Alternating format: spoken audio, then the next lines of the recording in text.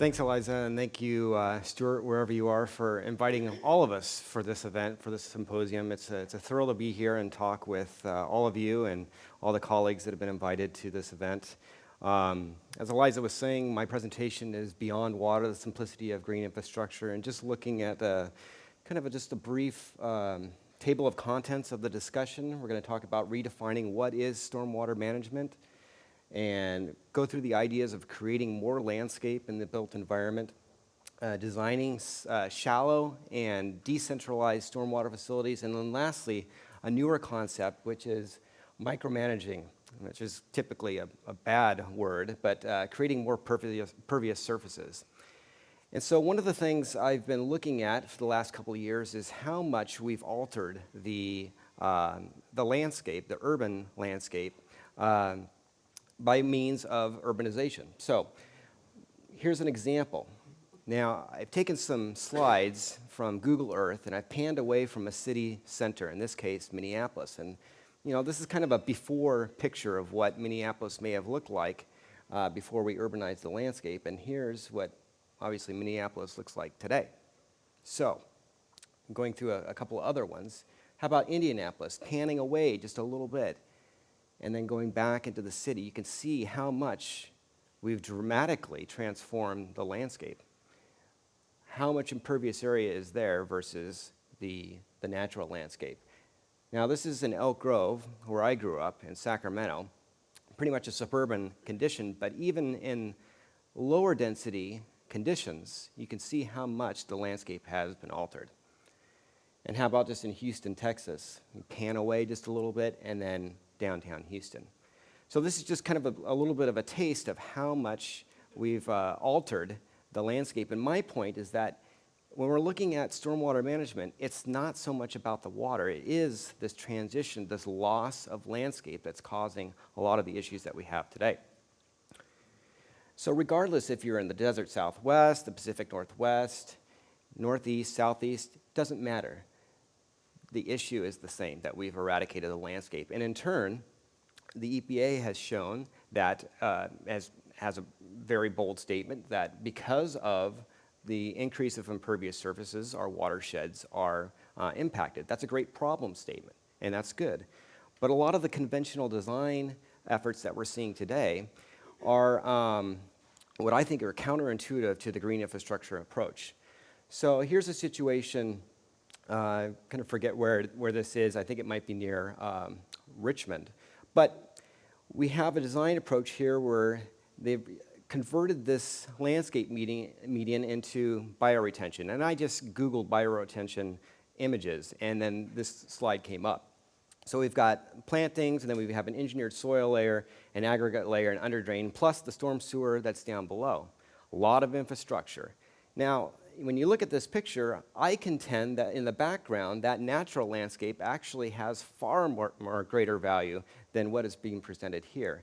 I consider this more of a plants over pipe situation, where the water is quickly funneled into a subsurface zone and then whisked away. It's not much different than a gray infrastructure condition. Another example, and I know this text is a little bit small, but the one thing I wanted to point out is that the one detail is 12 inches of filtered media to infiltrate 100 inches per hour. Now, how many natural landscapes do we have infiltrate at 100 inches per hour? Not that many. So the idea is through conventional stormwater management, even if we're looking at a green infrastructure approach, is to take that water and move it through a coarse media as fast as possible, and then get it essentially out of sight, out of mind, with very little focus on what I believe is the essence of green infrastructure, is the landscape. And here's just a couple examples. Actually, people think that Portland is the mecca of stormwater management, and a lot of good ideas have come from Portland, but there's also some issues that I find concerning. And then there are examples of highly engineered, deep and concentrated stormwater facilities, which doesn't really emphasize the art of stormwater. It's, again, it's almost the idea that water is a problem, even with an approach, a sustainable stormwater approach. You can see the depth of the stormwater facility and then multiple overflow inlets. It's almost like there's a fear of that water.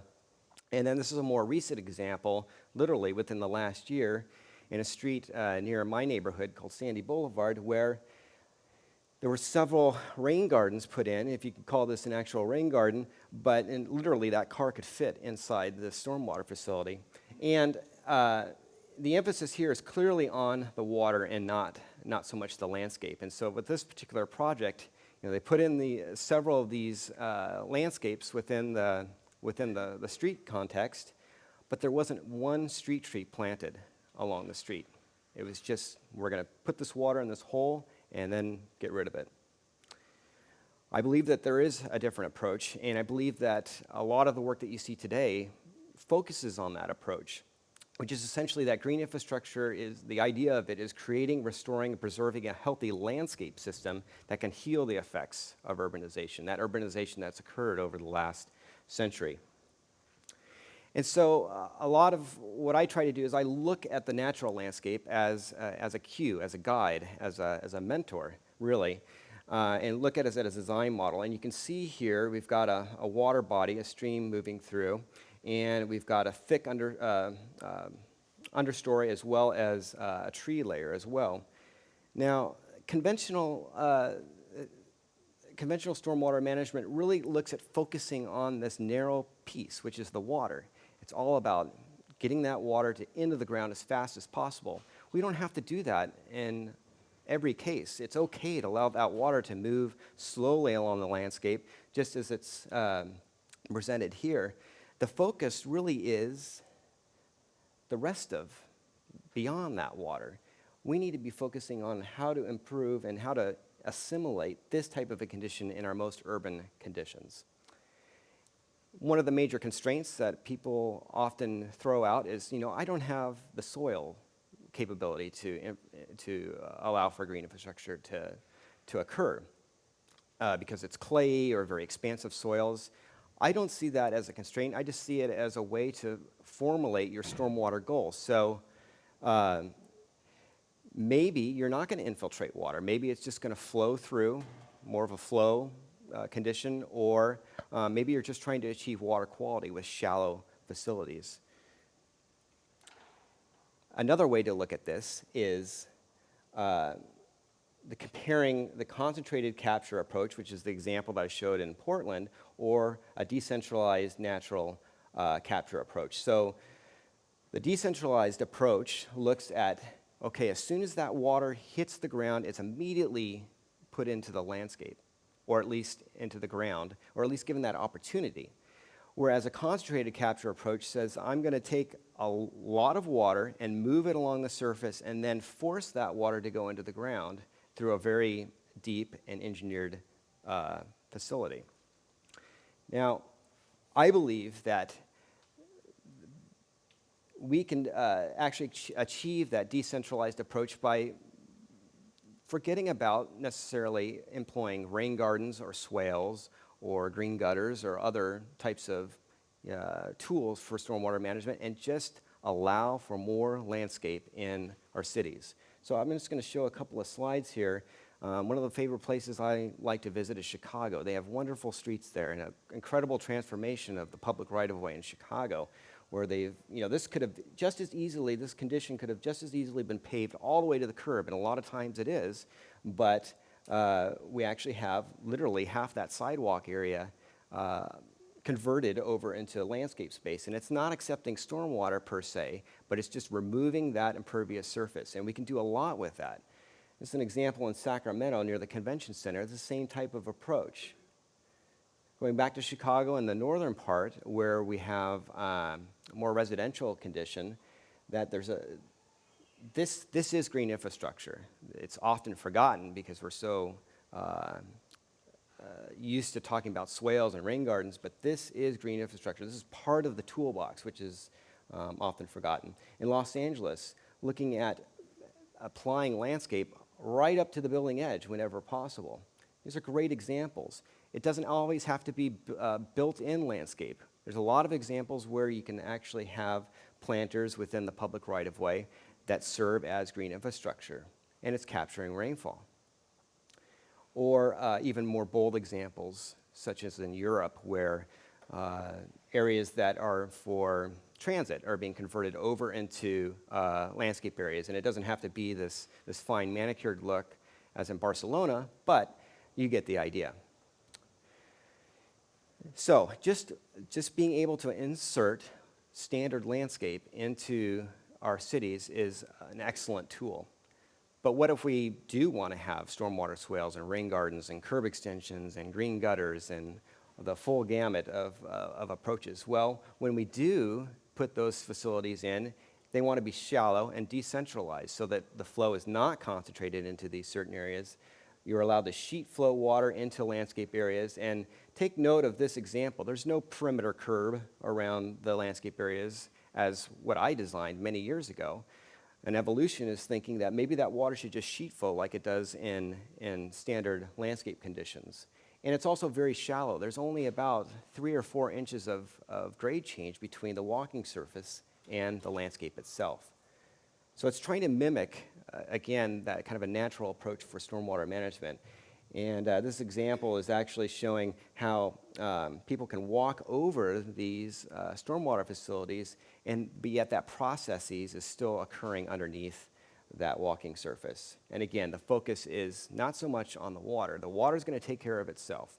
It's about restoring the landscape to try to heal the issues. And here's another example in a more residential area in Portland, where we have a green gutter, which is essentially a very narrow landscape strip that accepts stormwater. The water is allowed to sheet flow, and there's only maybe this much grade change between the surface to the landscape surface. The High Line is an excellent example, again, of that decentralized approach. Very shallow because it's essentially a green roof. The water is allowed to move from the sky onto this system, and everything is equally distributed. There's no conveyance to stormwater facilities. Back to Portland is another example of a retrofit that uses a very shallow approach for stormwater management. And again, some more examples.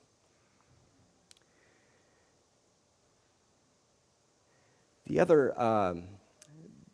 thing I wanted to talk about is the micromanagement of stormwater, which I said, typically micromanagement is kind of a bad word when you're talking about certain issues, but for stormwater, maybe it's a good word. Maybe it's good to focus in on almost the molecular level of stormwater, and more importantly, of the landscape. And so we can look to the urban landscape. Before I was talking about looking at the natural landscape for inspiration, we actually can look at the urban landscape for inspiration as well. And what I mean is that our infrastructure is starting to break down. And as it breaks down, we're starting to see green infrastructure pop up in the most unique way.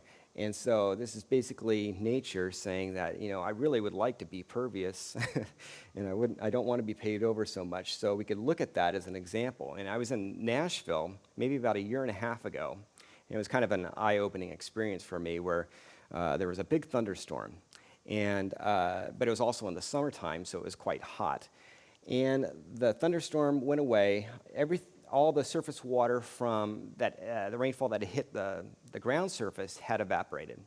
But the downspout had continually trickled water from this building. And as it was trickling down, I was watching this water move along the surface until it hit a crack, that infrastructure that is breaking down. And I looked at that and I said, wow, that's amazing that water is able to infiltrate in such a small area. And I started taking pictures of these examples. And this actually isn't from rainfall. This is just some irrigation that had been left on too long. And the water is moving through. It hits a score line, and then it hits another score line that is essentially pervious, and the water went into the ground. I thought, this is fantastic. We don't have to build these larger facilities. Why not look at creating these micro facilities, these micromanagement facilities? And so I started looking around as infrastructure is breaking down, what's happening? And some amazing things occurred. This is actually my street in Portland. It's a 100-year-old street. It's made of old concrete, macadam concrete. And the same thing was happening. This was in the springtime about a year ago. And I started taking pictures of these conditions. And my wife is going crazy. She's like, Kevin's cracking up, because he's always taking pictures of these cracks. But I just wanted to show you this as maybe this is the way to go because it's cheap. It's just basically landscape moving back up into the surface. It's obviously a pervious condition, and perhaps it needs additional study to see how much water we can manage within these smaller areas. And it can be beautiful as well.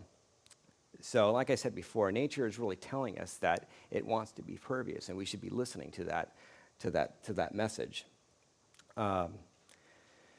Another example, this is actually in Davis, California, at a schoolyard where, again, infrastructure is starting to break down a little bit, and the grass and weeds are starting to come back up, and it's great. And it can be quite beautiful and quite artful, too. This is on Sandy Boulevard. That same project, or that same street in Portland that I showed you was maybe not the best example, but this is an example of the asphalt, the interface between the street, this green infrastructure, this newly found green infrastructure that I found, and then the gutter line of the street. And I thought, wow, that's pretty cool. That's kind of an amazing thing.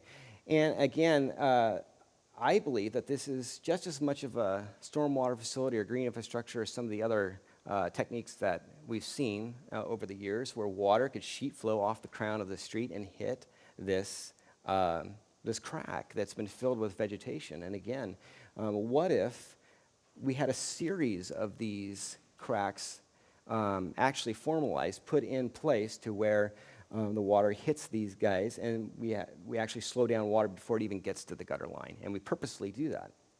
As another example, so the previous example was water being taken from a street to that landscape area. This is from the sidewalk. I don't know if you can see, but there's a little bit of a grade change. The curb and the sidewalk, there's a little differential settlement that has occurred there. And so the water is actually hitting this surface and going into the ground and into that landscape area. I know this is a little bit strange stuff, but this is kind of the path I'm going. And I'm trying to find examples of this where this has actually been formalized, this idea of using smaller landscape space for green infrastructure. And one project that I found was in Barcelona again, where a great project, you should try to Google this, there's more pictures than what I have here, that shows this same idea, where yes, we have a walking surface, but this other area of the street is maybe a little bit more passive, but it doesn't have to be paved, and perhaps it doesn't necessarily have to be all landscape, but it's kind of a mixture of both. And it's just a beautiful example of what I'm talking about. This is another approach where this originally was supposed to be pervious paving with spaces, with gravel spaces in between, but nature's, of course, said, forget that, I want to be landscape, so it filled it up within a year. Or even a more unique example, as we start to try to implement green infrastructure techniques within the urban environment, it's incredible competition for space. The idea of layering landscape, much like green roofs do that, but we can do that on the ground level as well. So this is an example of the ASLA green roof in Washington, D.C., where there's a sedum mat on the green roof itself that's protected so people can walk over that landscape. Well, why couldn't we do the same thing on the street level? And I suggest that we should, not only in our walkable areas, but perhaps in the street as well, so that we actually have a viable landscape underneath more intensive uses. So I'm going to end just with basically this slide, is that I really believe that we need to look at a shallower, decentralized approach. We should look at nature and the built environment for inspiration for green infrastructure, and don't be afraid to look at the smallest detail for that inspiration as well, because it can also provide a lot of insight. So with that, I'll end the presentation.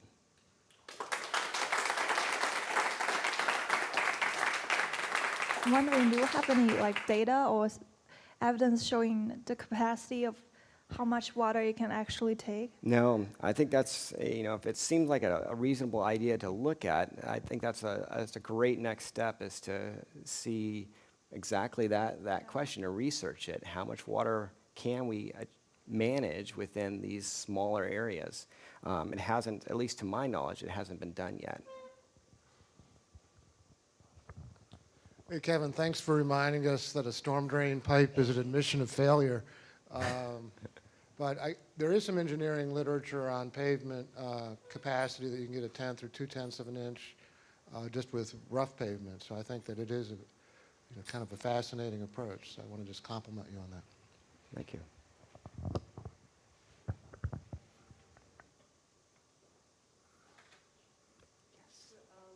Just a thought, Kevin. I think one opportunity for data might be the real-time experiment of cities that are dominated by vacant property.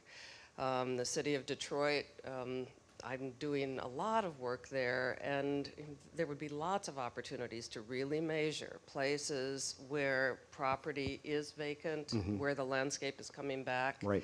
was originally graded for other uses, and really be able to parse out the contribution of landscape as opposed to topography alone. That's a great suggestion.